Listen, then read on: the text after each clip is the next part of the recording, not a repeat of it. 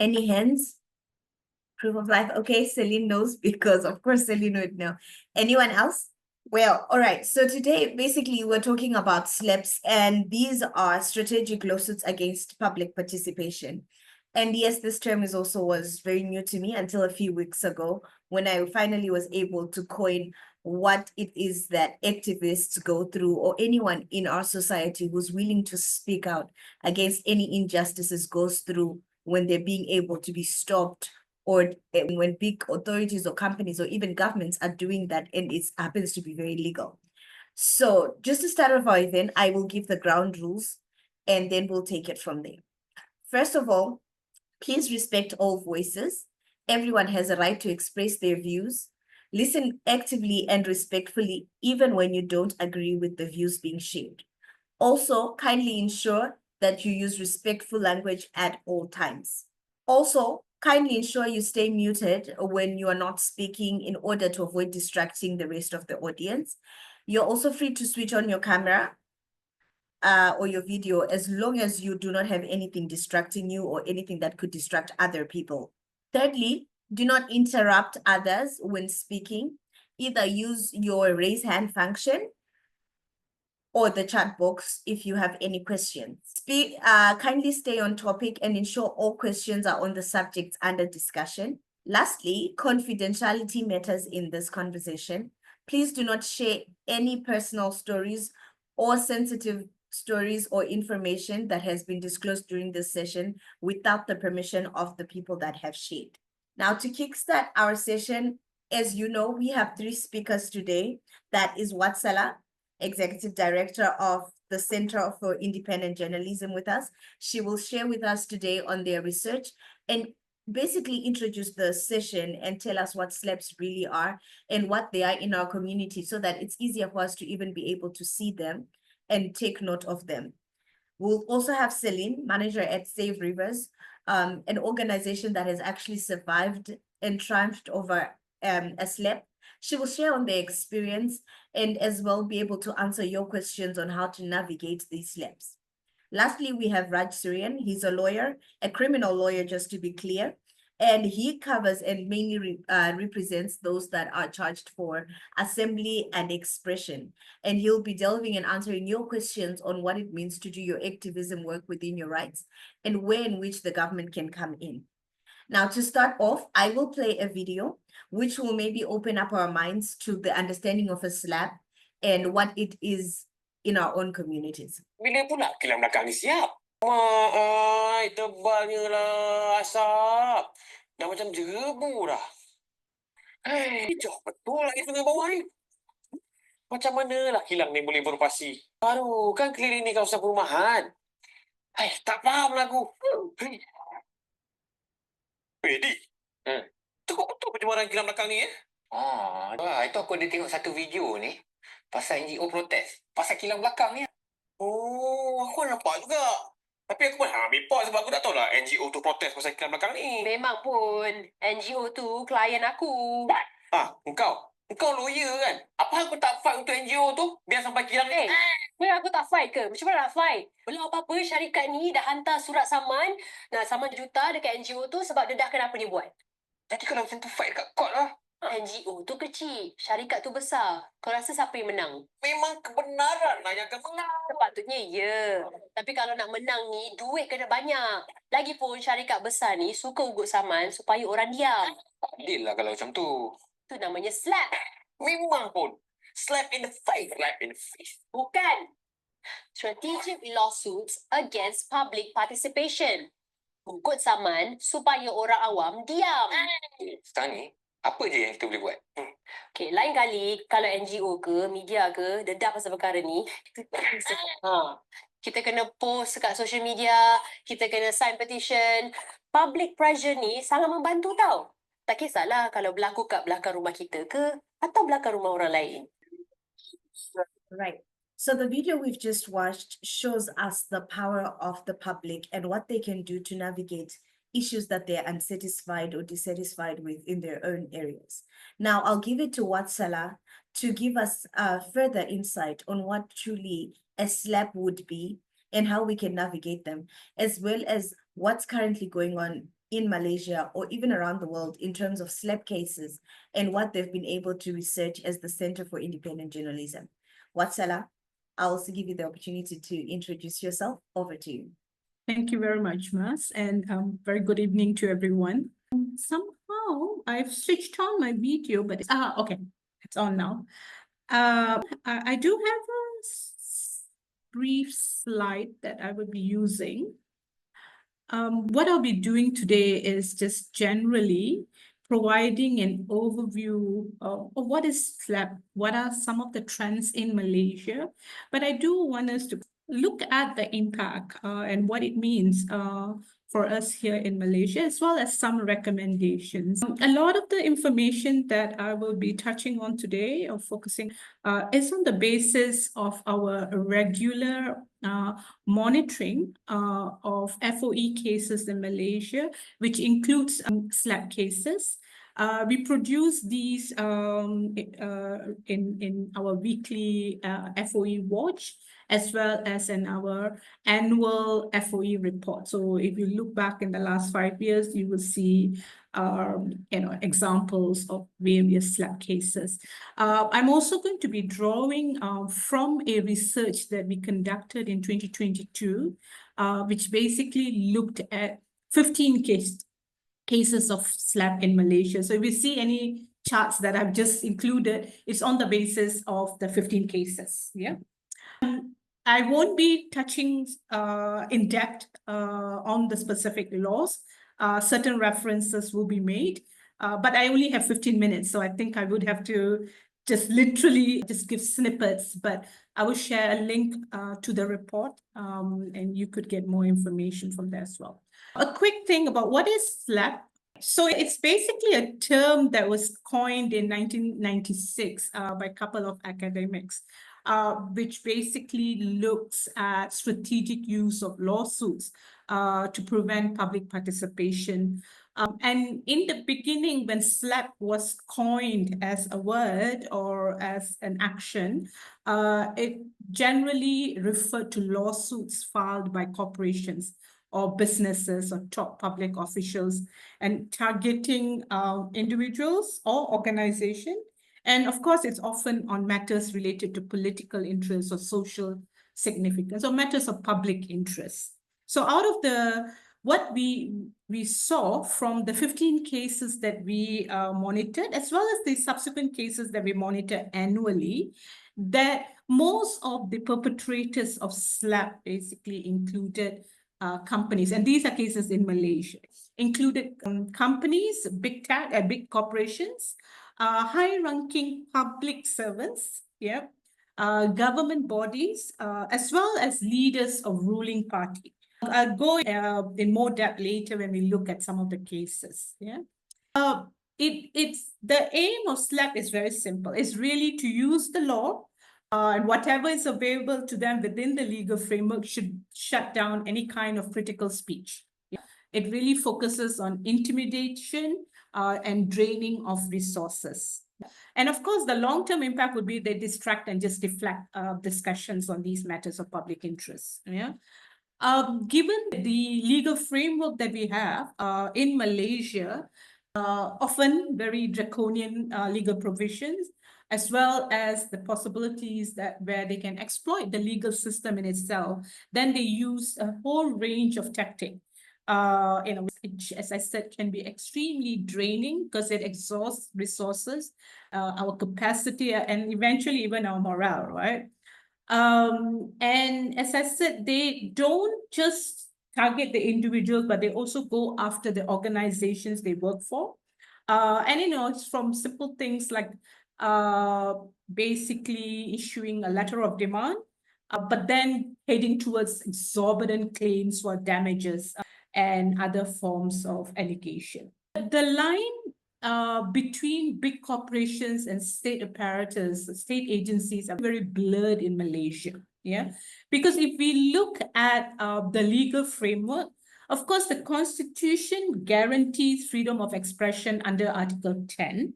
But it also, not only does Article 10 guarantee freedom of expression, but it also guarantees freedom of association and assembly. And any restriction can only be on the basis of an act of parliament, right?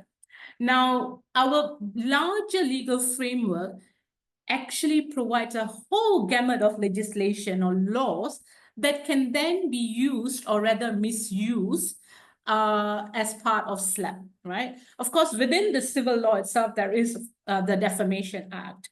But in terms of criminal law, and I'm sure to be touching on this, but when I say the lines are blurred, is when it's not just the corporations, but it's the state also invoking these laws as a form of intimidation or harassment or reprisal on those who basically publish or disclose information that could be of public interest. As if we are looking at the targets, what we have seen through our monitoring and our research, the main targets are often activists, human rights defenders. And this would also include different civil society organizations, campaign organizations, organizations working on labor issues, organizations working on environmental issues. And Celine will be touching on her own experiences as an environmental organization, but also whistleblowers generally, trade unions that we have seen. We've even seen opposition leaders being targeted purely for going public on certain corruption, both within the public sector as well as the private sector. If we are to look at the cases around SLAPP, and as I said, this chart that you see here, the pie charts on the basis of 15 cases that we've just monitored thoroughly. They were cases involving environmental issues, labor rights, corporate wrongdoing, as well as corruption by public officers. Environmental issues, you will see issues, not just Samling will be something that Celine will be touching on. There are also the Australia Rao landmine case. The labor issues, we've seen quite a number of them, including, I'm sure you'll be very familiar with the Top Glove issue, where I think Focus Malaysia, which Focus Malaysia media organization, which published a report of on allegations made by a Bangladeshi migrant worker here in Malaysia. And in their report, they had actually included a photo where the helmet actually had a logo of this particular company. So then the company, of course, issued again a letter of demand, and they had to settle. And one way of settling this was basically to take down the article. Corporate wrongdoings, numerous cases, and a very interesting, I would say, case that we witnessed here in Malaysia just last year included the Edge being, I think, being threatened by the HRD corps, basically, purely for publishing an article which referenced the Auditor General and the PAC, Public Accounts Committee report on alleged wrongdoing by HRD corps, including possibilities of misusing its funds and so on. And they really, again, and wanted them to issue a public, remove the statement, the article, as well as issue a public apology.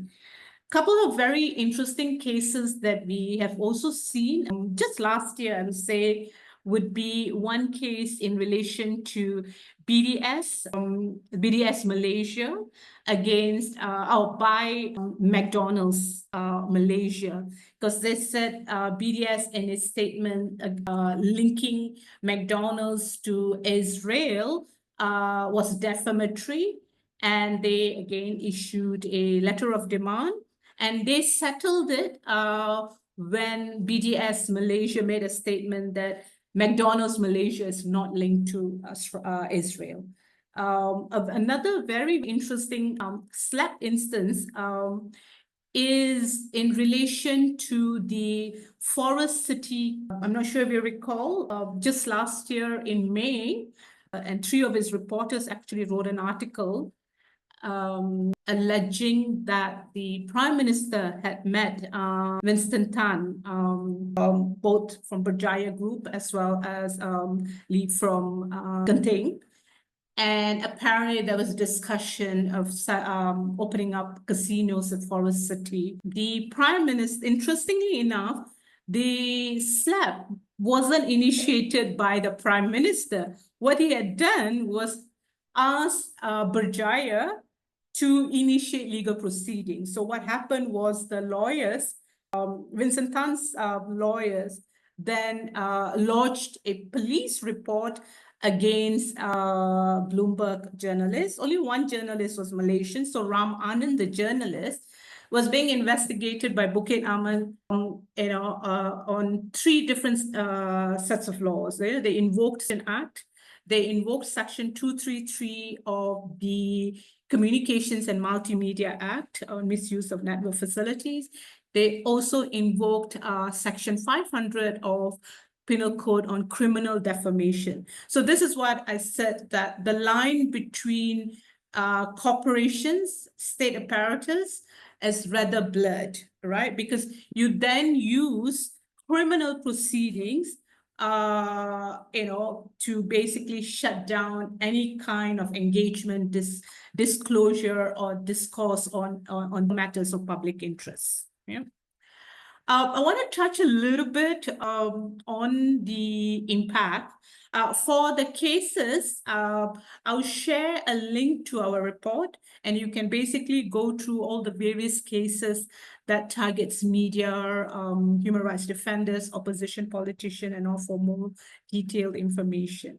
But I want to touch on impact because I think this is what we really need to address, and this is what we need to front. Because the impact on the use of SLAPP, it's not really just on the individuals or the organization, because it's really attempting to suppress free speech. It is attempting to suppress public participation on matters of public interest, because this would then mean there's very little accountability, basically, on corruption, environmental harm, and other forms of human rights violation. Yeah? What we see in Malaysia is because of this fear of legal repercussion, right? We are already seeing self-censorship. Media generally, as we know, often resort to self-censorship just purely because of this fear, right?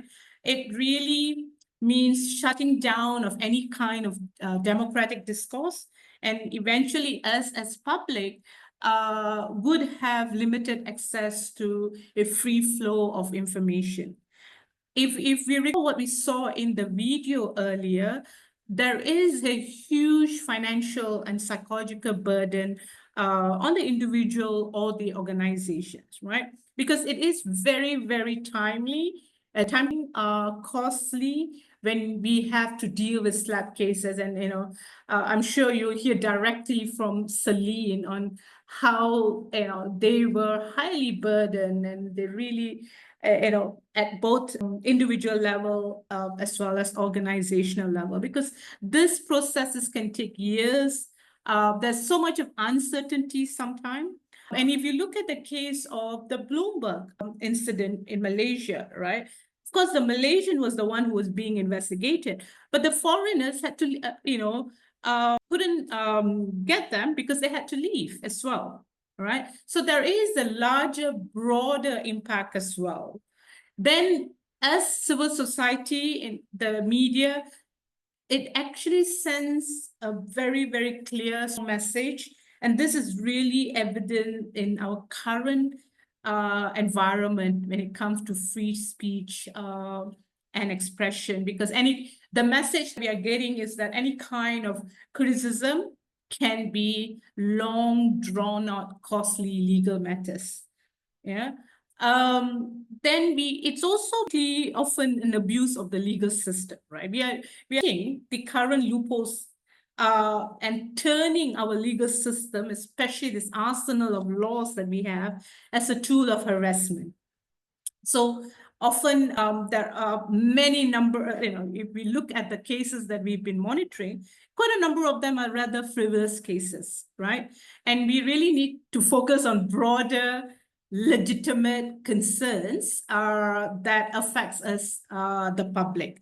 So, for example, if we look at the case initiated by Azam Baki, the chair of MACC against Lalita, for her publication of certain allegations on his purported dealings, right? He had initially issued a LOD, and also filed a case under Section 500 of the Penal Code. Of course, he withdrew, right? But it was basically using his power, using his, and also the fact that he could avail himself to these legal measures, right? But ultimately, there was very little attention given to the allegation itself. It's often it's not so much the allegations that are being investigated, it's basically the people who are making these allegations, who are disclosing this information. The whistleblowers are the ones who are being investigated then, right? And ultimately, it just undermines our democratic accountability system, right? There are certain things I think we really need to consider and how we look at SLAPP in Malaysia, right? If we look at international human rights standards, including the UDHR section, Article 19 and 20, the International Covenant on Civil and Political Rights, again, Article 19 and 20, as well as recommendations made by special rapporteurs on human rights defenders, special rapporteur on freedom of assembly, there is a strong push for states to not just create an environment that protects human rights defenders, whistleblowers, and those who are, going public in terms of their disclosures of information and participation. But there is also a strong move now for states to enact anti-SLAPP laws, like what they have in Canada. Thailand and Philippines have also stronger either legislation or constitutional guarantees against SLAPP as a practice itself. In Malaysia, you will note that we have put long-term initiative, not an immediate initiative, because every time we propose a new law, it backfires on us. So as a long-term initiative, perhaps we can consider an approach to this, right? But most importantly, we really need to relook at what's happening, what's enabling this to grow in the Malaysian society. I think we need to, first of all, strengthen our whistleblowers protection laws, right? Particularly the Whistleblowers Protection Act, because one of the biggest criticism we have there is where whistleblowers are compelled to lodge a report or seek protection from enforcement agencies. And if they go public or go to the media, then they are not guaranteed protection. Yeah. And of course, we need to repeal laws that criminalize defamation and speech. So, Sorry, because of our time, I think we just have about 3 to 4 minutes more just to wrap up. Sure, I need 1 more minute only. All right, that's fine. Okay, yeah, as we need to also really focus a lot more training for judges and public prosecutors on SLAPP to really, enable them to understand what actually amounts to SLAPP, all right? We need to also focus on legal aid for SLAPP targets. In Malaysia, currently, 11 organizations have come together to set up a legal defense fund on FOE matters. So there is small funds available, but I think there is a larger funds that's going to be needed to support the SLAPP targets, basically. We do also need to work with businesses, especially within the business and human rights framework, to foster really a culture of non-retaliation, non-reprisal within business organizations. And this is going to be a long initiative. But I think something to explore is we should be looking at professional standards governing lawyers. These are the very lawyers representing plaintiffs in SLAPP cases, right? Should the Bar Council be looking at the legal professions ethics, basically, and coming up with certain guidelines? Yeah. One thing we should really look at is how Malaysia is now in the process of developing its National Action Plan on Business and Human Rights. This is being initiated by the Legal Affairs Division of Bahagian Hal Ehwal Undang-Undang under. And one thing they should really strengthen is include anti-SLAPP protection within the NAPBHR. It's now going through public consultation phase until the end of this month. So I think it'll be really good for all of us to push through some of these recommendations through the National Action Plan as well. Yeah. On that note, I will wrap up. You can have avail yourself to the report, but also, as I said, you can go to our website and look for our annual FOE report, which documents more of these cases. Yeah, I'll stop now and pass it over to Mas. Thank you so much, Washala. I think Washala has shared with us on the effects of what it means to be just civilians, especially standing up against agencies or organizations who have both the financial muscle and the network to be able to stop these litigations against them. However, I will now give the time to Celine. Celine is the manager at Save Rivers. They had their own personal experience of a lawsuit with I think a big organization that we can say had both this financial muscle and time really stretched them even psychologically and financially as well. So she'll share with us her experience and their experience as an organization. But the good news about this is I think they overcame it, and their case gives us a lot of hope that we can definitely stand up for ourselves, even as civilians, but the power is with the people to be able to do that. So I'll give this time to Celine. Celine, over to you. All right. Thank you, Mas. So before I start, I just wanted to provide a disclaimer or a note. I'm down with the flu, so if I sound a little off, it's my fault. So, ladies and gentlemen, I was also asked to just introduce a little bit about the organization that I come from. It's called Safe Rivers. It is an indigenous rights advocacy group that is based in Miri, Sarawak. And I myself am an indigenous person. I'm a Kayan from Sarawak. I grew up with having this narrative of indigenous people's right, always at dinner table, family gathering. So it's really been a part of our growing up and a discourse that we would have even with family members. So I thought I'll just start off with that. So let me just introduce the organization that I'm with. We started out in 2011 as a people's mobilization movement against the plan of a mega hydro dam in Baram. That's the area I come from. It is actually home to the multi-indigenous ethnicity in the area, also a rich biodiversity ecosystem. And if the plan for the Baram Dam were to succeed, it would have displaced 20,000 indigenous people from 25 longhouses. So when this came out, there was this huge mobilization. It became something that is known as Stop the Baram Dam. In fact, if I'm mistaken, I think the Baram Dam held the longest ever running blockade in the country. It went on for 2 years, but it definitely rallied a lot of communities, not only in Baram, but those that had for indigenous people's right and environmental right. So I just wanted to start it off that we started with as a people's mobilization movement against development that we claim did not respect our free, prior, and informed consent right as indigenous people.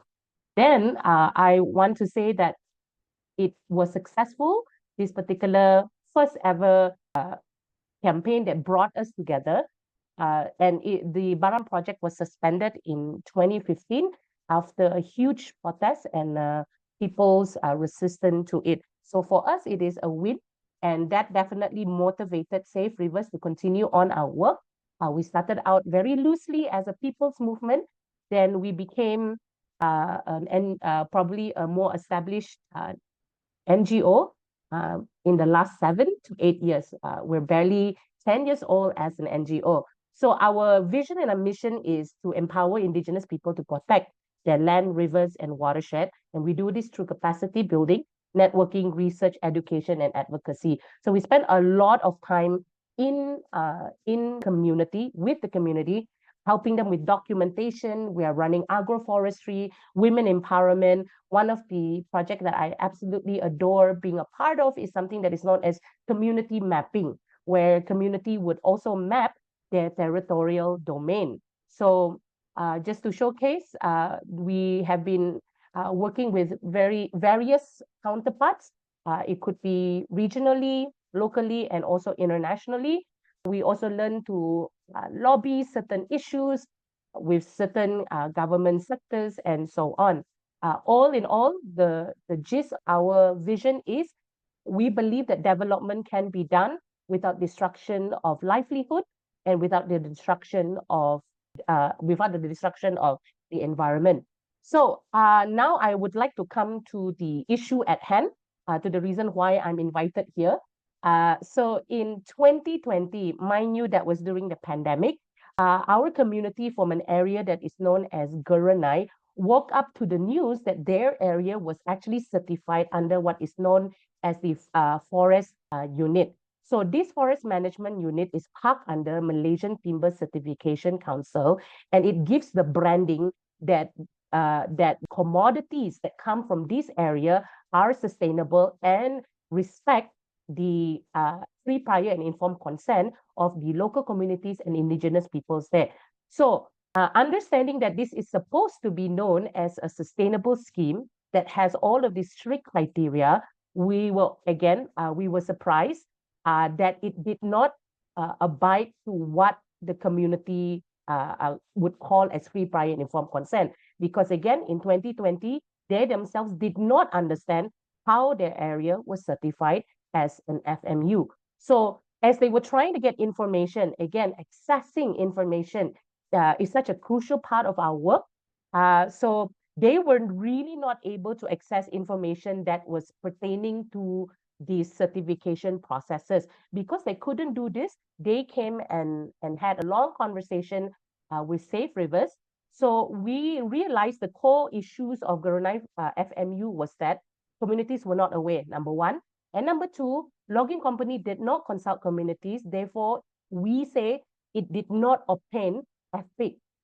There is also a disrespect for communities' own conservation efforts, because community, again, practice land and forest management, ancestral land and forest management for generation. And one of it is known as something that is known as Pulau Galau. The social impact assessment also claims that communities do not rely on the forest anymore. So all of this was piling up in our investigation, and we decided to come up with a campaign that is known as Stop the Chop, together with the community. In fact, they rallied themselves under a banner that is known as Gerenai Community Actions Rights Committee. In other words, we call it GCRAC. So GCRAC, together with Safe Rivers and our partners, we came up with this campaign that is known as Stop the Chop. So what is Stop the Chop in essence is, we wanted the international community to know that this sustainable branding was not sustainable. Just because, again, it did not meet the criteria, it may meet it in writing, but in practice and implementation, they were violation of the ethic rights of the community. So one of the first thing we did was run a petition, and we sent this over to the international overseer, or the brand, which is the Program Endorsement for Forest Certification. So MTCC is parked under the PEFC. It's the local Malaysian counterpart of this sustainable scheme. So as this petition came in, we were able to rally around 6,000 signatures from all over. And I just thought that I'll just share some pictures of how community, even from the ground, were already running their own mobilization. They were going around standing, defending their grounds. A lot of these pictures come from the territorial domains of the communities themselves. So what we did next was that, now that we knew definitely there was a violation, or at least there was a flaw in the implementation of the certification scheme, we started gathering evidences and posted articles in our saferivers.org website, which we usually always do as we gather information and as we gather evidence. So as we did this, I wanted to just showcase some of the posting and articles that we put up here. You put this in focus because later this will also come up. So these are just part of what we put up in our website. And in April 2021, we received a letter of demand from Samling lawyers that demanded we take down these impugned articles and issued a public apology, or else they will take legal action. But of course, after we sat down together as an organization, we sat with the Garunai community, we agreed to decline all these requests, and we did it through our lawyers. But in July 2021, we then received a statement of right, actually, through Samling lawyers, and they were suing us for 5 million ringgit. Mind you, we were just a 4-person run NGO, and most NGO in Malaysia or even Sarawak is usually very small. You know, we do this because it's a passion, and it's really our as indigenous people as well. So they were suing us for 5 million for damages, but they also named 4 of the members of our board of directors personally as defendants in the suit. So meaning that if the organization go down, it means personally the directors will also be implicated. So the defamation suit targeted 8 articles that were posted on the Garunai FMU issue, and they said it is defamatory in nature. So it was filed as a defamation suit. Now these supposed impugned articles included statement from the members of communities themselves. So I also wanted to let you know, that set the background, that our case, and I really echo Watsla, it really exhausted our resources, time. There were a lot of work that we had to postpone just because we needed to concentrate on the preparation of the suit. So I just wanted to let you know, this is what we experienced when it comes to the adjournment of the hearing. First, it was set September in 2022. It was then adjourned to November 2022, the same year. Then it was then again adjourned to the next year, May 2023. The last one, court actually postponed the trial due to urgent criminal cases to September 2023. Now, I wanted to bring this up because as a small run NGO, we don't have enough resources to even bring our down in preparation for the hearing. So it really took out of us. Maybe the company, it could just be a click of a finger or whatever, but for us, it really took a lot. It took a lot of our time, took our resources, and I honestly tell you that we weren't sure how it was going to develop for us as a civil society organization. So all of this happened. I wanted to just concentrate on this. Our and network started running this for us. So it wasn't from Safe Rivers. It was from our network, where they launched something that is known as Stop the SLAPP. So it went everywhere. First one was a petition, and 100 groups demand firm withdrawal from the company, firm withdrawal of the suit from the company against Safe Rivers. So that was one. And then the next one, they ran another petition, and 160 organizations from all over the world actually signed up as well. So we thank all our coalition and our network, because they really did run this for us. And I just thought I'll share some pictures again that we were getting from all around the world, showed solidarity. So for us going through this was emotionally and mentally just so refreshing and strengthening. So right now, I'm a huge believer in solidarity, just because we experienced it as we were going through the SLAPP. So I also wanted to highlight this. One in the course of our strategy planning, someone brought up about the UN special procedures. And we approached the UN Special Rapporteur on Human Rights Defenders, who is Mary Lawler. She set us with her team countless times to get the narrative right, to get all of the information correct. And in her role, she initiated a joint communication between Malaysia and also to the company. But her role was so important because she calls it, again, I'm quoting this, may amount to an instance of strategic litigation against public participation, or also known as SLAPP. This was very important to us because prior to this, the defense seems to be more on defamation suit. How do you defend against a defamation suit? But now that our position is aligned, that this is a SLAPP, it gives us a more strengthening, was very important for us because again, it just totally changed our direction of the campaign, and it was known from henceforth as SLAPP. So with all of this solidarity coming from everywhere, in September 2023, the corporation or something withdrew the suit. Now for us, it's a win. For the people, it's a win for people's mobilization. So I'm very, very happy to report. I did not go through like the legal procedure, but we won just because they were just great public mobilization behind us and the support that comes from our coalition. So some of you are here today. So I mean, CIJ was also definitely one of them, and MCCHR, because you also helped us to prepare for the watching brief as well, right? So I come to my last slide. I'm supposed to just share what worked for us. So I broke it down probably to just 3 components. And again, I don't have a legal background, so I may not be the best to give you this kind of narrative, but from the grassroots base, this is what worked for us. So number 1, network and partners mobilization.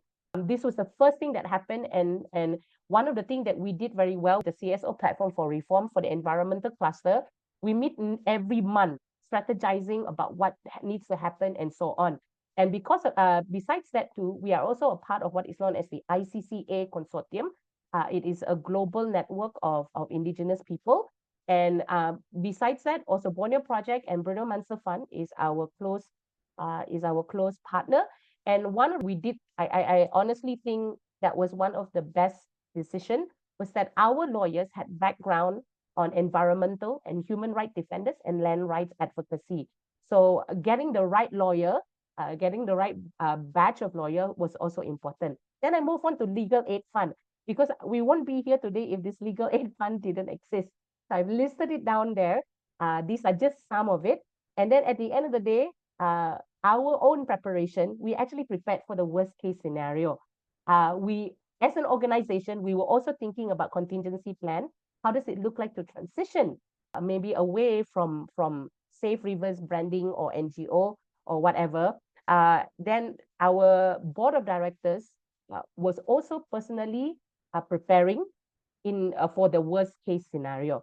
So probably I end with this because I'm just supposed to just share what worked for us. And I hope if you had any question, you could totally ask later, but we will also share our contact details here. And thank you for having me here today. Thank you so much, Celine, for sharing. Please do continue to put your questions either in the chat box, raise your hand immediately if it's a pressing question, or we will address all questions at the end. That's preferable. Thank you so much, Celine. I think your story gives us faith and hope that there are definitely some support systems available when you are in such a situation.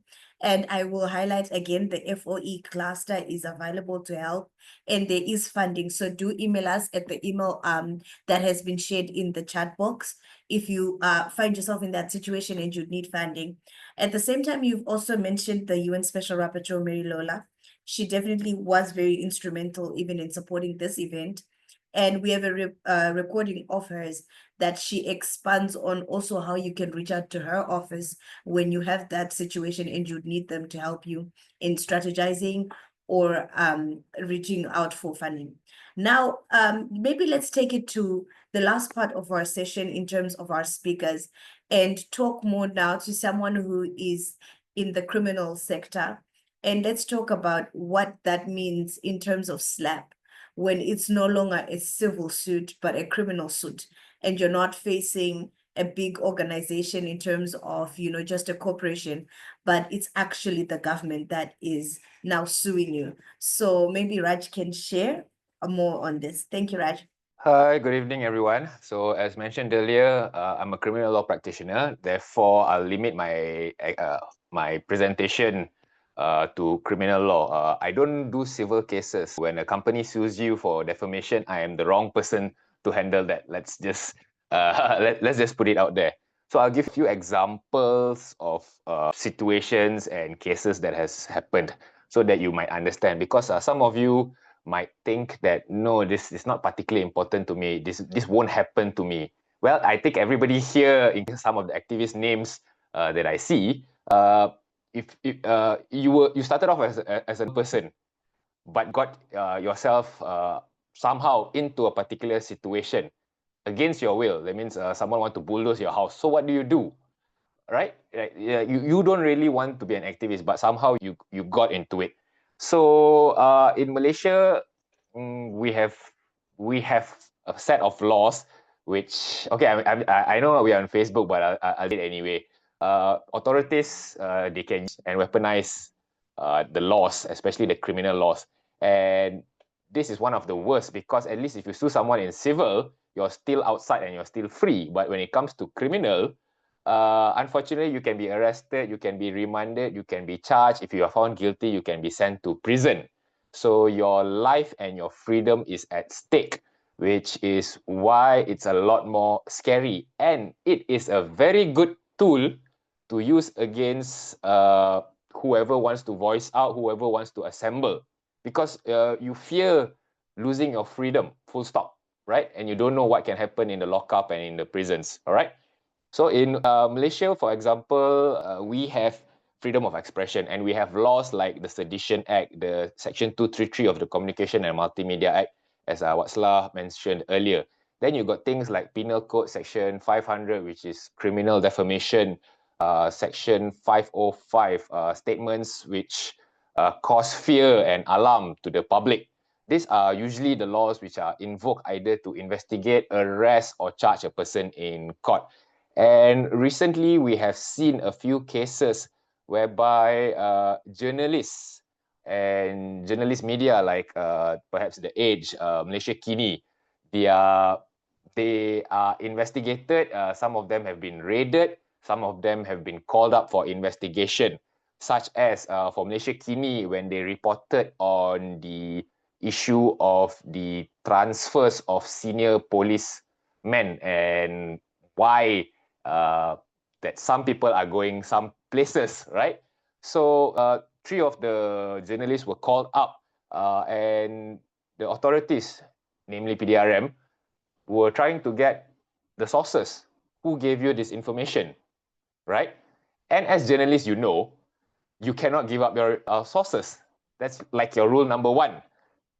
If you give up your sources, no one will ever speak to you ever again. And it's not just limited to you, Malaysia Kini. It's all the medias out there.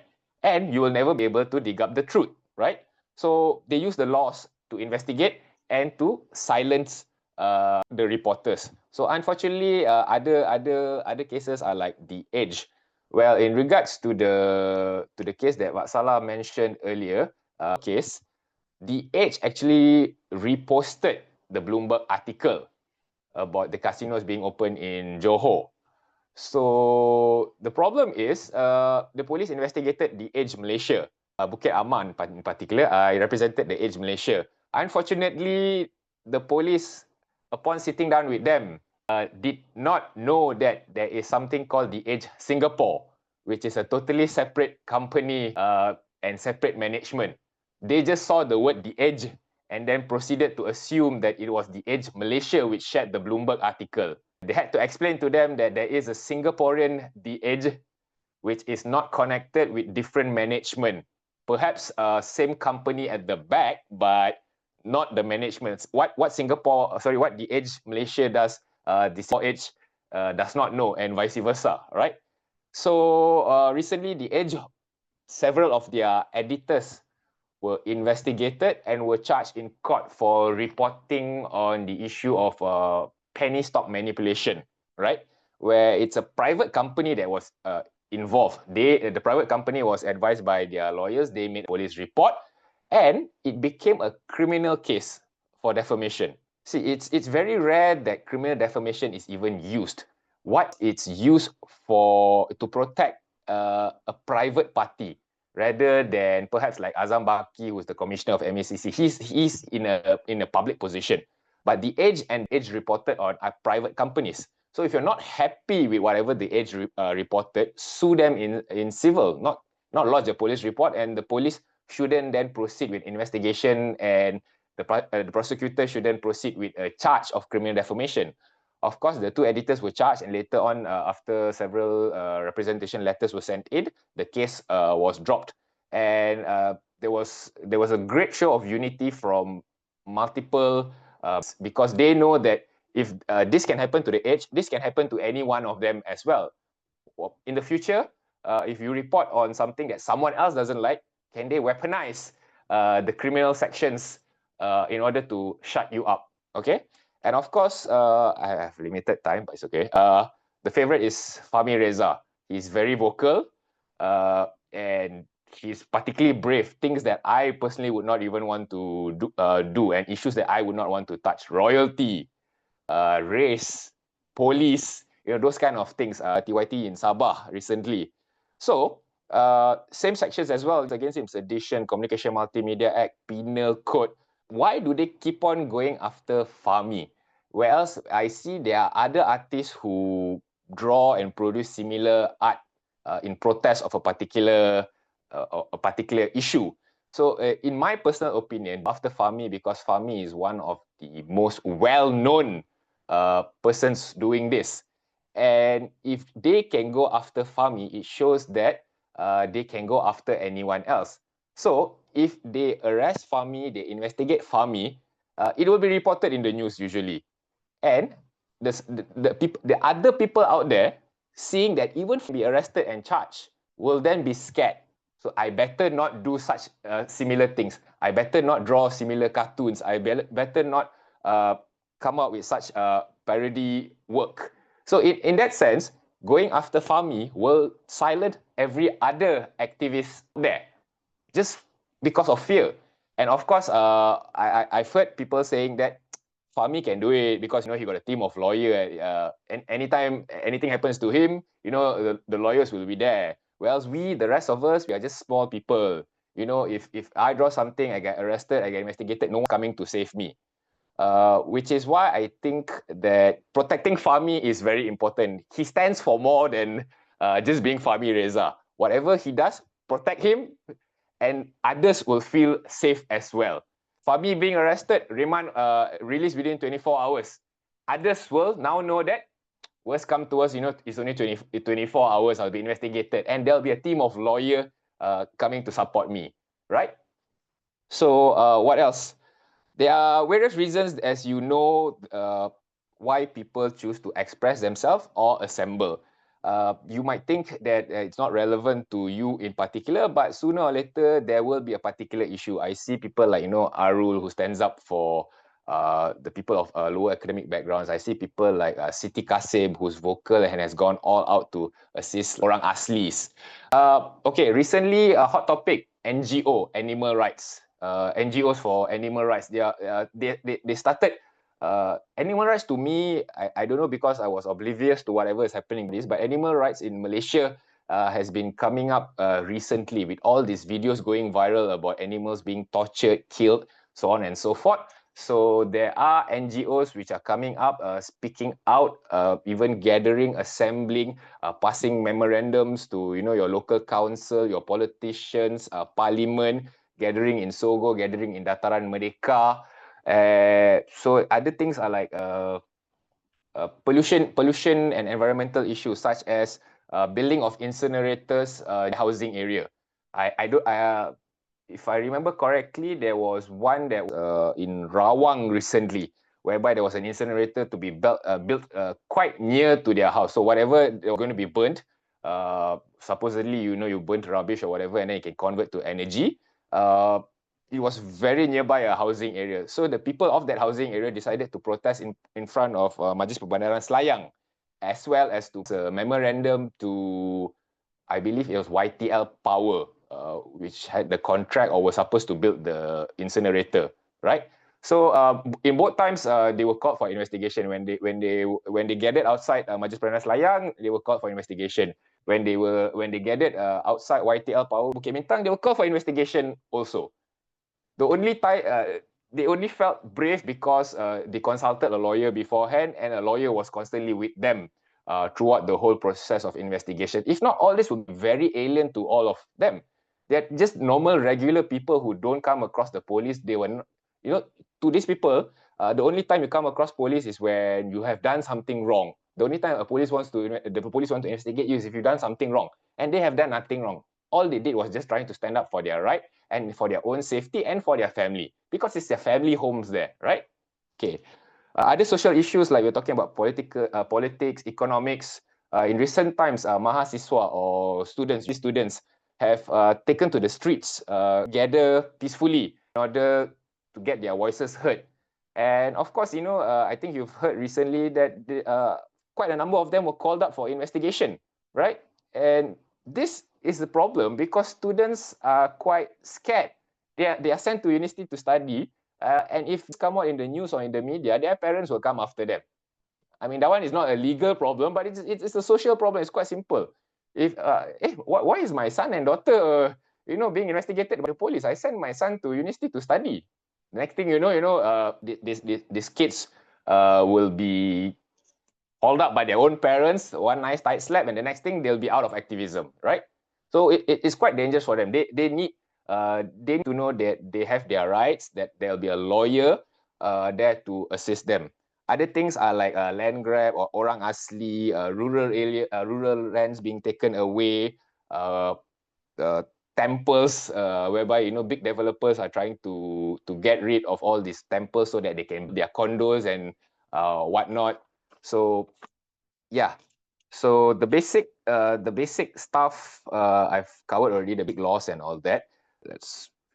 Okay, I just want to go very quickly into, if you want to do perhaps a protest or you want to voice your expression, what do you do? Of course, I'm a lawyer, so my answer is going to be, consult a lawyer.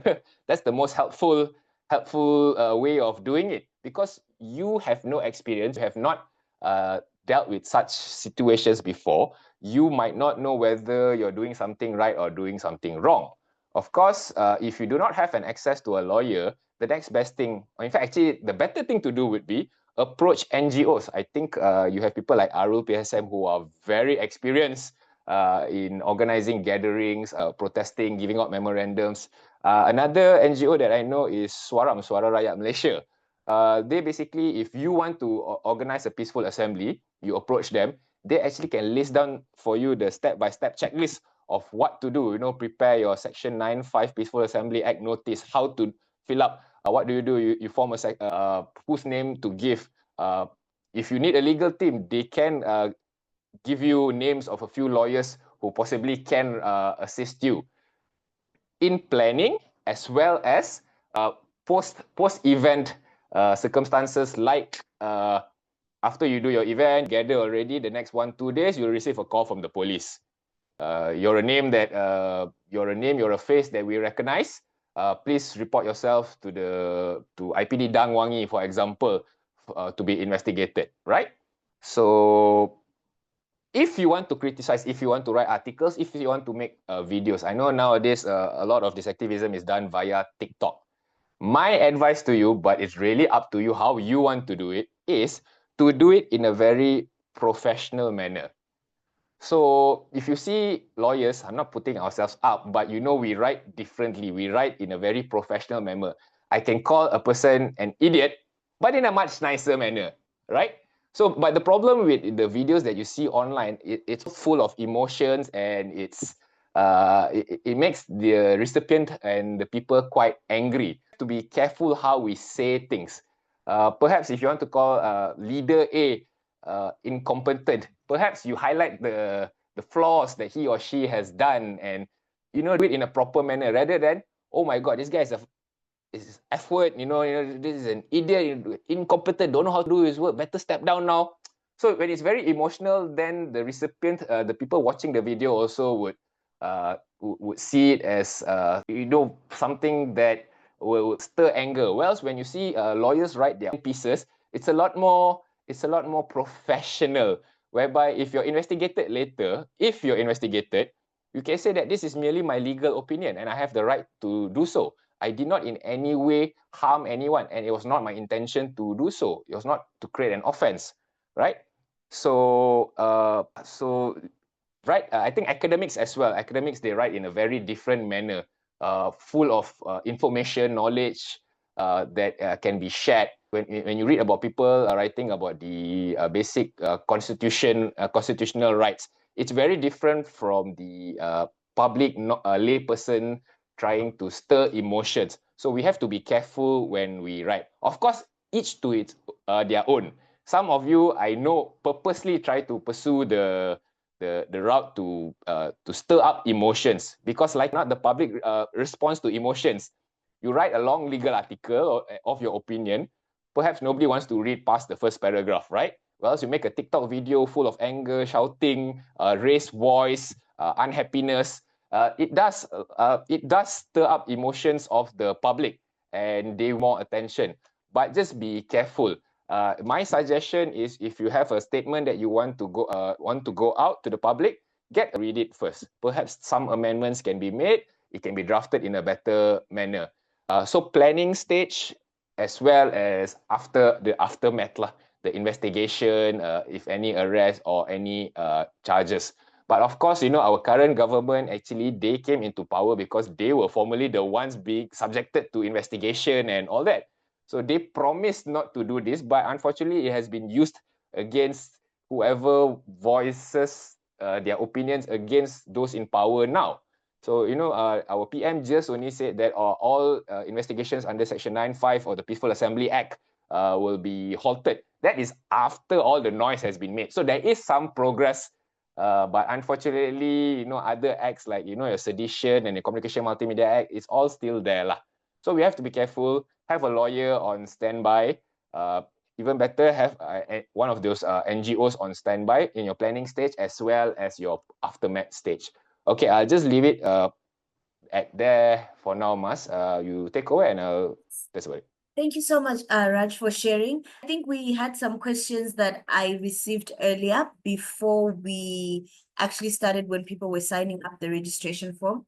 So maybe let me start with you, Raj, actually, just because you've just completed, and I think you can just, conclude as you go with this question. So someone wants to know what legal protections exist in Malaysia against SLAPPs, and how effective are they in safeguarding especially activists and journalists? Okay, your current safeguards are, number one, the articles of your federal constitution are the highest power in Malaysia. So Article 4, right to life, Article 9, movement, Article 10, freedom of speech, assembly, and association. So these are your basic rights. So you have the rights to voice yourself, to gather peacefully and whatnot. Laws work according to how they are interpreted and enforced, like it or not. You give notice, some are okay with it, full stop. But unfortunately, there are times when you give notice and the police then uses the notice to identify who is involved in the assembly, and then they take action against them in that sense. So you will not be free of any repercussions, but you can steps to minimize it. That's why it's best to, I believe, refer to a lawyer, get proper advice as to the steps that you want to take. Just taking, for example, this notice, peaceful assembly notice, right? There's actually two cases. One that says that it's basic human rights, you don't actually need to give a notice. The other one says that, Peaceful Assembly Act is there. It states that you have to give a notice within 5 days. So that's your basic notice. Different NGOs, different organizations I've seen taking one or both of the approaches, but they have been advised beforehand, so they know what they're doing. They are prepared for the repercussions. If you ever organize an assembly, for example, have a hotline, a legal hotline. If arrested, if asked for IC, phone is taken, do this, call this number, right? Of course, the law is supposed to be in your favor, because generally you have the right to freedom of speech and assembly. So yeah, I would say that and keep it. You are actually not stopped from expressing yourself. That's the fear that I see in most people. I think, and I'll be arrested. don't fear the authorities. Technically, they are there to protect us when we want to have our assembly, and they are also there to protect us in our expression, right? Okay, yeah. While on that, Raj, maybe I'll let you answer, then I will take the question to Celine as well, because I think she has a personal experience on it. But from a legal perspective, Arul is asking that PSM is currently facing 4 cases of SLAPP. Is it sub judice to talk about the matter once the case is in progress? Because the main strategy, of course, of a SLAPP is to silence. I think we also had this question in the registration form. Okay, the sub judice issue, it's not very clear. Like, for example, like it or not, if you see Tan Sri Shafi'i talking about Najib's case every now and then, let's not criticize things like the judges. Perhaps not be very careful in criticizing people when you want to speak about it. You are free to talk about the area in general, but perhaps let's lay off your particular case. So, for example, I think Army of Muda there's an ongoing case about Section 9(5). He was charged for not giving notification in organizing one of the assembly. So, on the outside, I will not talk about the case and go into the deep facts of the case, what is currently happening, and criticize the authorities, the magistrate, the prosecution. But I would want to talk openly about section requirement of notice, the you know, so there are smart ways the matter. That one I leave it to you on how in depth you go into it lah. I know the problem with these lawyers is whatever answer we give, it's basically it depends. So you know, you are free. I wouldn't want to silence you and say don't talk about the case in general. Because if you let the case die, then basically you're defeating the purpose of it, isn't it? Right? But you have to talk, you know, there are our activists who have been charged in court. We think that there's no crime. For example, I'm not sure what cases you're talking about, but you know, there's no crimes been committed. They were standing up for their own right, or they were standing up for something, you know, passing memorandum or doing a assembly somewhere.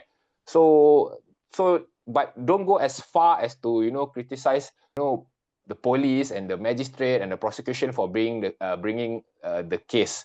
That one you have to be careful a bit, but you can talk about matters surrounding that, right? Yeah, I'll be careful, but of course, if you want to talk about it, nothing is really going to stop you from talking about it.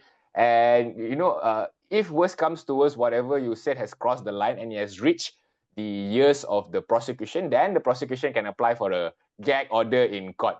Till then, well, this is not legal advice, but till then, you know, if no one stops you, you know, go ahead lah. All right. Thank you so much, Raj. I think you've been clear on the need for, of course, a balance between not finding yourself again in a second issue, and while also trying to defend yourself, because ultimately the point of a SLAPP in general is actually to silence you. So when you're silent, they have won. But maybe, Celine, I think you guys had a campaign about it. You were able to speak about it. It's actually what helped you in the case. So maybe you can also answer and help from your perspective on this question. Yeah. So one of the strategy that Safe Rivers adopted in the earlier stages of our discussion was that SWAP campaign was still important, even though it was the subject matter of the suit. But what we had on our was really the support of the coalition. So although in many ways we were not able to speak about it, our coalition did. But also, I want to highlight from the communities themselves, they had a community rights action committee. So they were also speaking on that issue. On the public domain, yes, Safe Rivers may find ourselves limited in putting inputs and providing inputs and sharing on the issue. We also still had a lot of partners, networks, and the community themselves were speaking about the issues. Sorry, Mas, I think you're muted. Oh, my apologies. Thank you so much. Thank you, Celine, for highlighting the issue. Arul, I think your question has been answered. If not, just share further. And then anyone else with a question, feel free to your raise hand function. We still have time to take more questions, and then we can do that.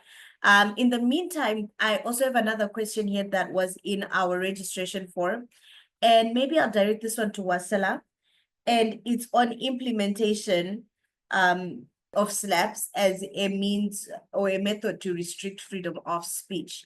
So to what extent does the enforcement, or can the enforcement be done without violating people's freedom of speech? Maybe inadvertently, I'll have to come back again to Raj. But Watsala, maybe your thoughts on the matter. To what extent can enforcement be done without violating people's freedom of speech? I think now this is in terms of the police enforcing their rules on what peaceful demonstrations are and all of that. Where do we draw the line, basically, to say, okay, they were within their rights, but also, yes. I want to de-link or break this question down into two parts, all right? SLAPP in itself is unacceptable in any forms. So there is no positive aspect to SLAPP, all right? And SLAPP cannot be used as a form to restrict any kind of freedom of expression, or it cannot be used in any legitimate way to restrict freedom of expression or speech. So that's one part of it, right? Now, to go to the other bit, which is really about freedom of expression and speech, or even freedom of expression, association, assembly, and so on, right? If we look at international standards in terms of grounds for restriction or exemption, right? The UDHR, Universal Declaration on Human Rights, and more so the International Covenant on Civil and Political Rights, Articles 19 and 20, very specifically, one recognizes the right to freedom of expression, but it also says that this is not absolute, right? Restrictions are allowed in certain circumstances, very often in the context of protecting national security, peace, and in some other instances, international trade, but also trade secrets, but also, unfortunately, the term public morality or public order is included as grounds for restriction, right? And then Article 20 of ICCPR also talks about hate speech not being tolerated as a form of freedom of expression. Hence, there could be restriction placed on hate speech, incitement to violence, and so on, right? However, if we look at the standard that is established, there has to be clarity in terms of the legality principle, the necessity principle, as well as the proportionality element when any kind of restrictions are imposed. In fact, even if we look at our constitutional guarantee within the federal constitution, right? Article 10, of course, provides that constitutional guarantee to freedom of expression, assembly, and association, right? The Article 10.2 also provides grounds for restriction of these rights through an act of parliament. And again, it does provide certain grounds of how it or when it can be restricted, but it also uses terms where it must demonstrate necessity and reasonableness, basically, of the form of restriction. So it's not absolute. So to talk about instances of when one can legitimately impose certain restriction or use any of these laws, I think there are enough grounds, enough standards. The challenge here is not the standards or the normative framework behind the standard. The challenge here is, one, there's a whole set of draconian restrictive archive laws that we've inherited, but also that we ourselves have drafted and adopted, all right? That. The second thing, and this is the larger concern, is how these are being weaponized. So it's not that we have Sedition Act in itself, yes, it's problematic, but it's how Sedition Act is actually being used against critics, right? Although I say in principle, Sedition Act shouldn't exist, but the larger harm is how it's being misused. The Communications and Multimedia Act is, yes, we do need certain legislation to look at our internet environment, to look at telecommunications and so on. But the problem now is so excessive in terms of its powers and powers given to regulators that it becomes a tool, all right? So I think we need to consider these two elements, the substance of the law and how the law is actually being implemented and weaponized. Thank you, Watsala. I think so for you, this is not about coming in the middle of anything. There isn't a middle ground. It's a complete no, right? Maybe Raj, can you take the question as well from your perspective? Okay. I believe we are all here because we are all public participants of the SLAPP part of things.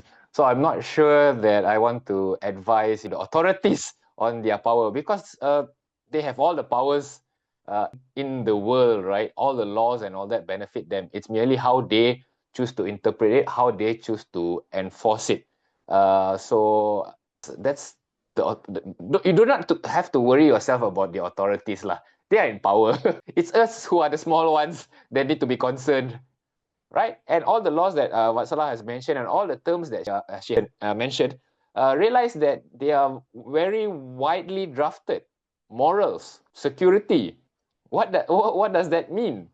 So you get different sets of authorities under different ruling governments, and they will have different policies of how to interpret such things.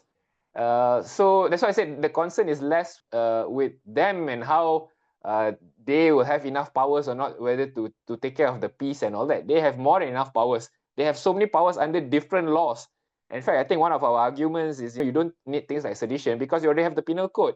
You don't need things like Section 233 because you have things like the penal code. You don't draft more laws and give them more powers, which I think that's a problem. Watsala has attended many of this meeting with the parliamentarians and all that to fight against giving the authorities more power. As we read, the issues of wide interpretation is still there. They're just changing one word with another word. Morality, security, cause for concern. What does that mean? Who interprets this? Unfortunately, it's only going to be interpreted if there's a case that goes to court and is taken all the way to the highest courts, and there's a decision on how a particular word is interpreted. Till then, morality means different things to different people. Books on LGBT, some people think it's immoral. To me, it's absolutely fine. To many of us, it's absolutely fine. So who then decides? I think the government of the day really is the one that determines all this and their instructions. So last time, when we tell things like, Mr. Prime Minister, please tell the authorities to stop harassing or investigating and arresting people and all that. Prime Minister used to say things like, no, we are not involved. The authorities are doing it by themselves. We have no power to instruct the authorities. But then recently, so-called in positive light for them, in regards to the Peaceful Assembly Act, Prime Minister tells police to halt investigations. Oh, so now you actually can tell the police to halt investigations. So actually, this has been going on for a long time. It's just that when it benefits them so that they look nice, then you get things like this lah. Last time I couldn't instruct them, but now I look like a hero. So now I can tell people, oh, but I'm the one who instructed the authorities not to continue investigation. Am I not now a hero? So do not concern yourself so much in regards to the authorities because they have all the powers in the world. The police got the Attorney General's chamber to advise them, the biggest law chambers in Malaysia. So don't worry about them. They got all the time, they got all the money, they got all the political backing, they got all the finances. It's the smaller ones that you have to concern yourself with. And when it comes to interpretation of the law, I think for most of us activists, because your criminal law and all that is an exception to whatever is in the federal constitution. So when you read things like, morals and security, you should read that in a narrow manner. That means the lesser things, the fewer things, the better the way to interpret things, not to give it as wide as possible as an interpretation, so as to cover anything and everything. In that sense, the criminal law can cover almost everything. That means anything you say can be a crime, but you need to be able to interpret it in such a narrow manner that only the most terpaling things are the ones that need to be restricted by the law, need to be enforced. Yeah. Thank you so much, Raj. Thank you for the answer and the clarity on it as well. Earlier, Watsala, I think this is for you. When you were speaking, Ejasrin asked, which or CSOs are in the SLAPP cluster, I think you can clarify the question as well as the answer for that. Yeah, I think I do need to, was it AJ Surin who posed this question? Which SLAPP group are you referring to? Do you mind elaborating? AJ Surin. Yeah, Yeah. I actually heard that there was actually a group of 11 NGOs or something that Wasla was referring to. Yes. So this is in reference to 11 civil society organizations who's come together as a coalition working on freedom of expression. And this 11 organizations had set up a legal defense fund to support any investigation or charges that's related to exercising freedom of expression, right? And the 11 organizations are CIJ, MCCHR, Article 19, FFN, Freedom Film Network, Gerakan Media Merdeka, Justice for Sisters in Islam. Gosh, I'm leaving out a few more. I'll put it in the group, all 11. So these are civil society organizations generally. Does not include the Bar Council or representative from any of the committees within the Bar Council. It's purely civil society. All right. I hope that clarifies your question. Yeah, just seeking further clarification. These 11 CSOs, are they actually like funding anti-SLAPP actions? And how can a CSO, if it's interested, join this group? Actually, a really loose coalition. And there is no formalities in terms of how you submit an application. If you're really interested, please do drop me a line or Firdaus. I've included my contact details in the slides, which will subsequently be shared. But you can directly contact me or Firdaus for more information of how to join this organization. It's not a set network, or a formal coalition. We've just been working together the last 5 years on defending freedom of expression. Now, to avail yourself to the fund, this is not just limited to SLAPP cases or anytime anyone's being investigated purely because you have expressed yourself as a human rights defender, a netizen, or media, and you find yourself either being investigated or charged. We can support you through our legal defense fund. And again, I think Chuck has shared the email in the event you need to contact us for the LDF or legal defense fund. You can just use the email that was shared by Chuck earlier. Thank you. All right, that's clear. Yes, thank you. All right, you're welcome. Now that that's out of the way, we also have another question. I think this one, Celine might be able to help us with it because the individual is asking, what do I do as an individual? This is from Amanda. What do I do as an individual recognizing people's rights being infringed? What can I do to help? I'm not a lawyer, but an ordinary civilian. That is what measures are there to defend ordinary people who have little knowledge of the law and the constitution. So I think you do a lot of work around this, especially with raising awareness and all of that. You can be able to help with this. I guess I could share on the context of our experience. In particularly our area, the indigenous peoples in Baram, I talked about the sustainable scheme. Before even the defamation suit came into that happen, we also engage with the grievance mechanism of the different certification schemes, the different systems. So there are things that are known as grievance mechanism, especially if you are big on sustainability and all, right? So that's part of the criteria that grievance mechanism should be included there as well. But the issue here was even the grievance mechanism, unfortunately, was having it is one thing, making it accessible is another thing. So again, on paper, it may look like as if all of this is available for complaints or for grievance to be to be surfaced. But for example, how do my community access a complaint form? Is it through a website? And how is it through a website when most of them are still in an area where it is underserved? So again, these are the details that were not, I don't know, were purposely not considered. So again, this was also part of what we brought up as the issue, that this grievance mechanism was actually not publicly accessible to those that really need it. So that's grievance mechanism.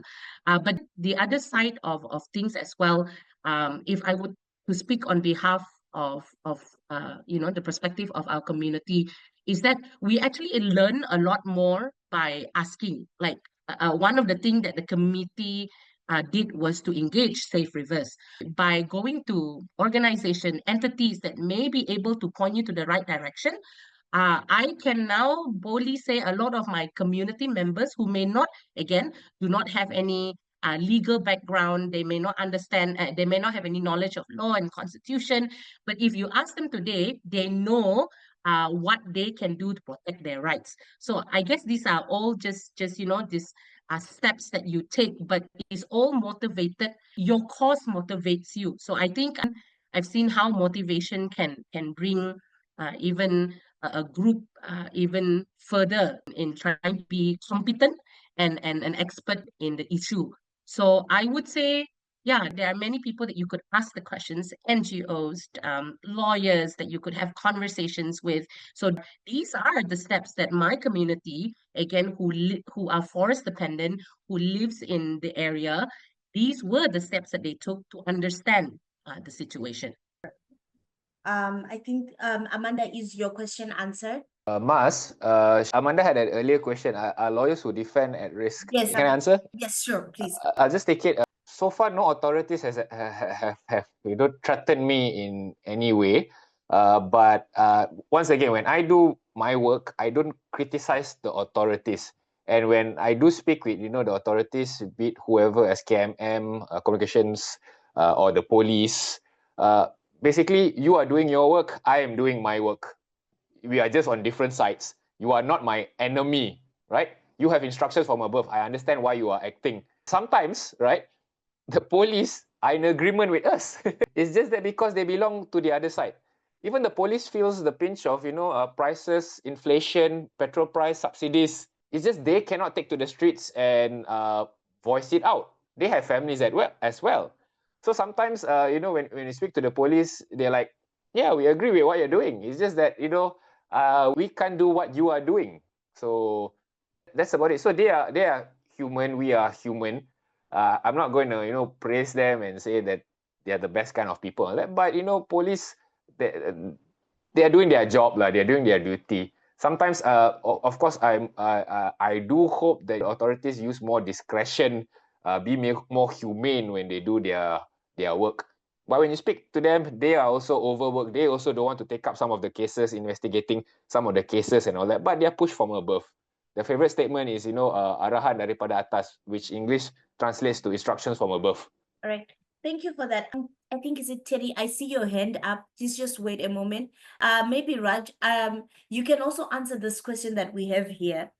Are there any legal frameworks? So apparently, okay, I'm made to understand that there is no anti-SLAPP laws or frameworks in Malaysia yet, but is there any court judgment or precedent that currently exists that recognizes SLAPP actions? Maybe higher order. I think it's better to ask Vatsala this question because she's involved in all pushing and changing of the laws and all that. Frankly, I'll be very honest. I just told Mazni this. I had no idea what SLAPP is until recently. I Googled it. So I when I was invited, I thought it was public interest litigation. Of course, SLAPP is just a term, but then I realized I've already been involved in all of this a long time ago. Now I realize that there's a term for it and it's called SLAPP. Yes, quite catchy and all that. But, I'm not particularly sure. So the laws and the framework, yes, I'm a lawyer, but Vatsala is the one that is currently in Parliament pushing for change. Just a very quick one in regards to the earlier question about the lawyers. Many lawyers may not want to take up any actions against the bigger company, any anti-SLAPP actions because number one, you're going against the government. Number two, you're going against big companies and all that. So as a lawyer, we also need to makan. We also need to make our money, right? So going against people like the government, the authorities, and big companies may hurt our business. As in, people might see us as these are the troublemaker lawyers. I might not want to refer this particular file to you. We might not get our panel ships because we are seen as lawyers who do work against the authorities or the big companies. Yeah, so it may not be our safety, life, threat to life, but it may affect our rice bowls lah. All right, thank you very much for the answer to that one. I think, Wasala, can you take it? I'm not necessarily the legal expert here, but I'm responding on the basis of the monitoring that we have done and the research that we have carried out. We've not come across explicit judgments or positive precedents that looks at SLAPP as how we get it, or looks at SLAPP as how our neighboring countries like even Philippines, Thailand, or Indonesia looks at it. Indonesia actually has a number of laws which requires which has provisions where businesses cannot initiate legal or civil proceedings, especially on matters related to environment, when it's a matter of public interest, right? And the courts in Philippines have also really attempted to define SLAPP in a way, but their Supreme Court also has guidelines on how to deal with alleged SLAPP cases. In the context of Malaysia, what we see are some positive development on how the courts deal with defamation cases, because often defamation suits are the ones that big corporations initiate. Even our public authorities use Penal Code Section 500 for criminal defamation, right? And the courts have been somewhat, not always, they're not, I would say, very, very consistent also in terms of how they deal with it. But in some cases, for example, the PGZ case against the Edge Media Group, right? Which was on issues around the wrongdoing related to PDC assets, for example, PDC holding Berhad, yeah? The court in this instance, I think this was a 2017 and 2018 case, where the High Court actually ruled in favor of the Edge. Because it said that it wasn't defamatory because they invoke qualified privilege, but also fair comment as a defense, right? Because they were saying that the Edge had actually issued a public opinion on a matter of public interest. Right, so that was a defense and favored the defendant. On the other hand, that's why I say the courts are not necessarily very consistent here. In relation to the Rock Australia gold mine case against Malaysia Kini, the fair comment defense didn't really work for Malaysia Kini because what the court ruled was that they had not shown that they have actually employed the fair comment measures, basically in how they dealt with the articles that they published on the Rock Australia gold mine case. So there are certain progressive way of looking dealing with defamation claims, but not specifically on SLAPP measures. That's why I think we need to invest in more training, really, for lawyers and judges to understand how SLAPP is actually being used as a way to stop any kind of freedom of expression, speech, and public participation. And I'm calling out to all the lawyers here who may have additional information, to share as well. Thank you, Wasala, for that extensive explanation. I think you've also given us the current affairs even in our supporting jurisdictions and the jurisdictions that Malaysia would be getting their information as well from and learning from. Asma, is your question fully answered? Thank you. All right, thank you very much. You're welcome for that as well. There was a hand up just now before we went. My question is just the Sarawak report. I mean, what is the progress? Because it's all over the place in the web.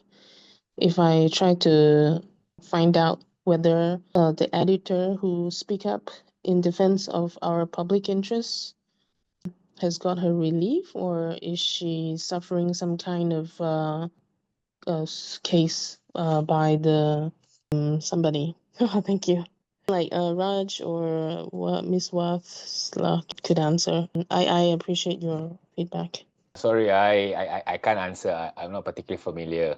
It's all over the. I mean, I couldn't. She wrote so much, and the reports. Not to say the Sarawak report, but the update about her case is also all over the place. I cannot put them together.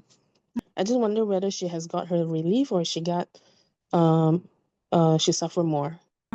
Claire was Claire Castle Brown, she's the editor, actually the founder of Sarawak Report itself.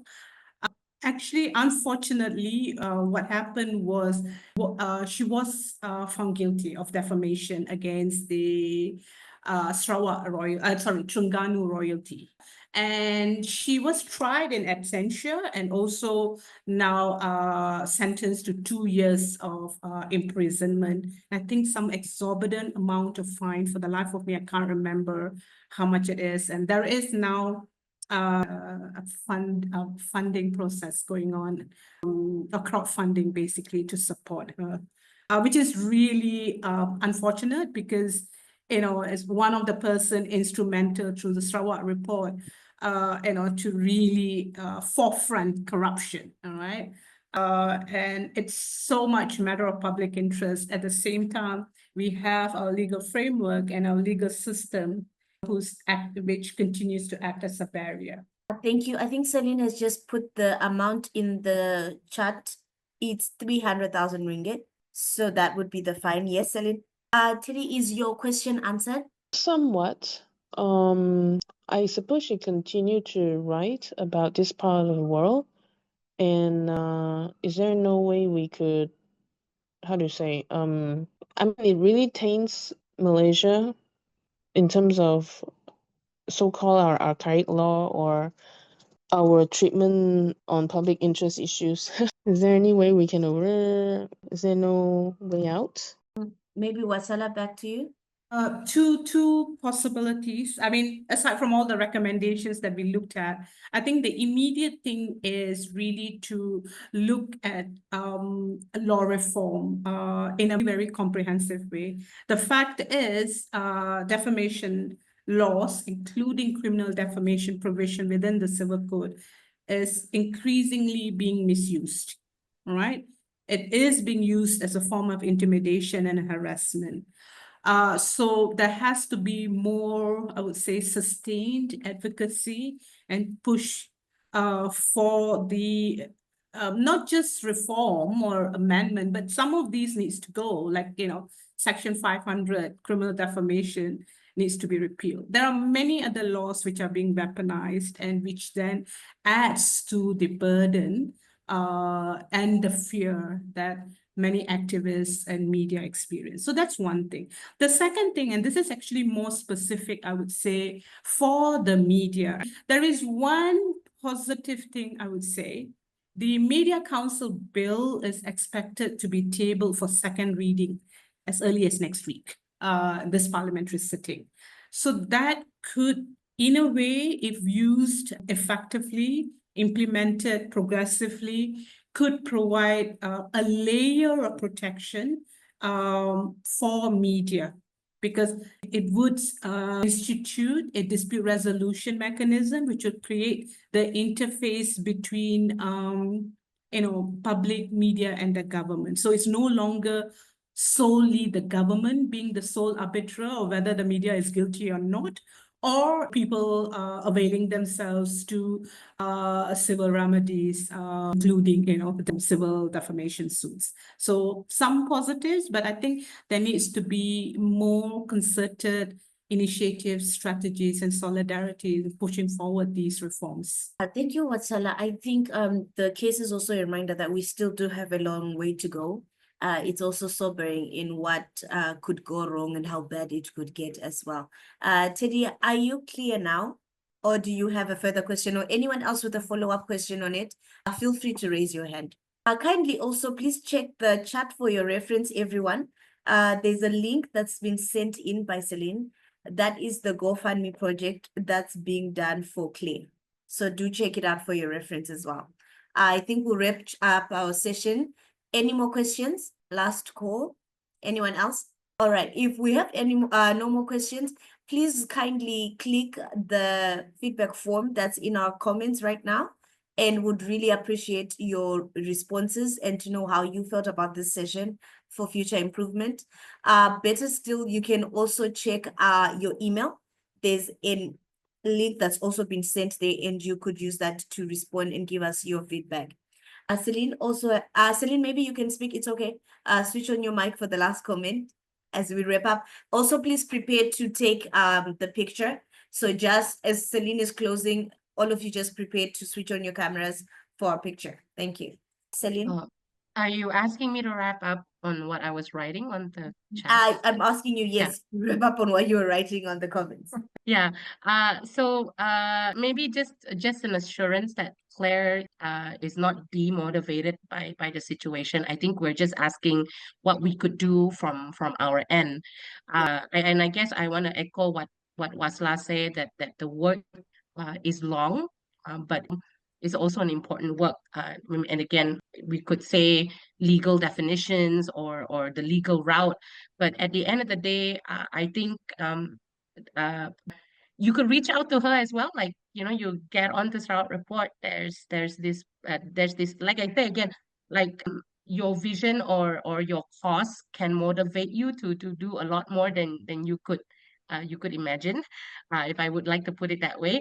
But I also want to just add that one of the fundamental challenge of our grassroots work, and also that was the gist of the SLAPP for us, was the access to was that there is a lack of definition on what public interest and public information is. So this is where also I think I really just want to advocate for the work, for the really good work that is done surrounding the rights to information and freedom of information act. You have people like CIJ and also counterparts from Bayu, that's Bahagian Hal and Wandang, in the Prime Minister's office. So these are the strong, probably, organizations that's lobbying for this. So yeah, just to put it out there that these are some of the works that is also happening. I mean, yeah, that's from me. Thank you so much, Celine. Any more last words from maybe Watsala or Raj? Anything else you'd like to share? Nope, I'm good. All right, thank you, Raj. Watsala, anything else? Thank you. I think I would echo what Celine has said, and just to pull all our resources together and look at law reform, especially on matters related to FOE, in a comprehensive way. I think a lot of us do work in silos. We will, say, hey, let's just look at one law. Let's look at sedation, for example. Let's look at communications and multimedia. It's time for us to stop doing that. We have to focus, because if it's not ISA, it's SOSMA, all right? So if it's not Sedation Act, it's Section 504 or 505 of the Penal Code. So it's how they weaponize whatever is available. So we make sure that we attack them in one go, in a very, very comprehensive way, so that reforms actually systematic, strategic, and it has long-term impact. Thank you so much, Celine, Watsala, and Raj. I think we've had a very progressive conversation on the outings that are there, the ways and methods that are available to us. And we've got the hope, because we see successful cases like Safe Rivers. So all hope is not lost, and the fight continues. May we kindly all switch on our cameras if you're comfortable, and we take our picture, please. All right. Feel free to switch on your camera. We've got two screens, I think. All right, so just a second to unpin the speakers so that we have more people on the screen. Yes, perfect. Okay, yeah, I think second. You say 1, 2, 3. All right, 1, 2, 3. Sorry. 1, 2. All right, perfect. Done. Perfect. Thank you all so much. Please don't forget to fill out our feedback form. You may leave the call. Thank you, everyone. Thank you so much. Thank you. Have a good night, everyone. Good night. Bye. Bye. Bye. That Supanya doesn't die.